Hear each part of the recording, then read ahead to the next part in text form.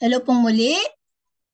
Face sign and symptoms po ang ating topic, feeling of heat of the face. Feeling of heat of the face. It is important to ask if a patient suffers from a feeling of heat in the face, even if he or she feels cold in general, especially in women. The two symptoms often coexist. A feeling of heat of the face includes menopausal hot flashes. A feeling of heat in the face may be due to either full or empty heat or any organ. Full heat will manifest with a feeling of heat in the face occurring either mostly in daytime or throughout the day, while empty heat manifests with a feeling of heat in the face occurring mostly in the afternoon and evening. Feeling of heat in the face in women. In women, more than men, a feeling of heat in the face is often associated with contradictory cold symptoms or signs in other parts of the body. For example, women frequently experience a feeling of heat in the face when their feet feel cold or they need to urinate frequently. Women's pathology differs from that of men. And a feeling of heat in the face with contradictory cold symptoms may be due to four main causes. First of all, it may be due to simultaneous deficiency of kidney yang and kidney yin with some empty heat. A situation that is very common in menopausal women.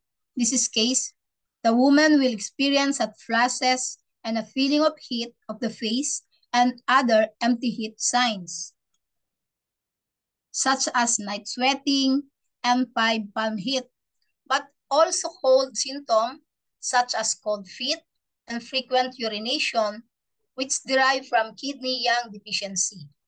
Of course, a simultaneous deficiency of kidney yin and kidney yang may occur in men too, but it is far more frequent in women.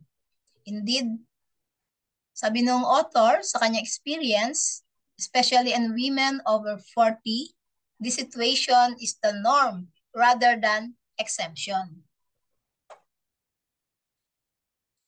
The second cause of feeling of heat in the face with contradictory cold symptoms in women is deficiency of blood, giving rise to some empty heat.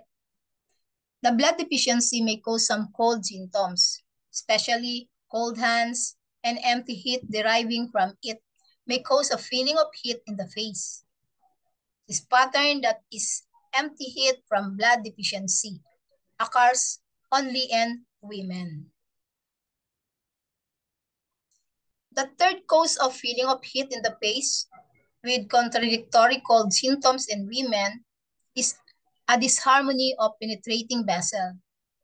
When the chi of the penetrating vessels reveals upward, it rushes to the face, causing a feeling of facial heat, and since it fails to descend to legs through the descendant branch, it causes cold feet. Again, such pathology of penetrating vessel may occur in men too, but it is far more common in women. The fourth cause of feeling of heat in the face with contradictory cold symptoms is yin fire, of course. Yin fire may occur in men as well as women. So, yung summary po natin, a feeling of heat in the face with contradictory cold symptoms in women may be caused by simultaneous deficiency of kidney yin and kidney yang, blood deficiency with empty heat, disharmony of penetrating vessel, or yin fire. Feeling of heat in the face in men. In men, a feeling of heat with contradictory cold symptoms may be due to three of above mentioned causes in women. That is simultaneous deficiency of kidney yin and kidney yang, rebellious qi of the penetrating vessel, and yin fire. The first two are far less common in men than in women.